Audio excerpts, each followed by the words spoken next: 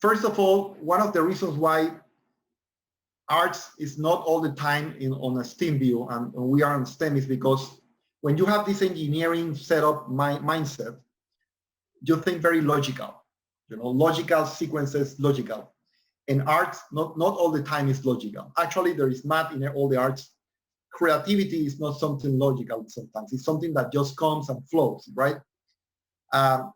However, one of the areas that I most enjoy of my work is when I'm involved with arts. I'm not a very good artist.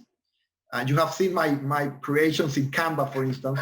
What I really like when I start to put things together, and I try to pass this engineering mindset to make some logic on colors, to make some logic on the different designs that I'm trying to do. And I really enjoy. And I can tell you that the more art you put on STEM education, the more creativity that you can bring into the equation, the better products that you can develop, the better solutions.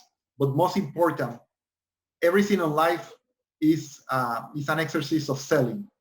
If I want to sell an interview, if I want to sell a podcast, you have to put the right colors and the right technology so you make it beautiful, because people wants to the first way for somebody to buy something is by their eyes or by their sense. So if you don't provide something attractive to the sense of the person, either a very good smell if you are selling food, or very good taste, or very good melody if you are listening, or if you are trying to sell something to view, if you don't use the sense and to do that sale, you may not do it.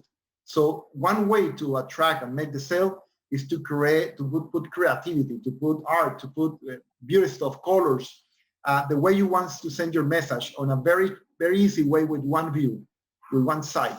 So I will say that art is so important that I will not put it in the middle of a STEAM. I will put it first.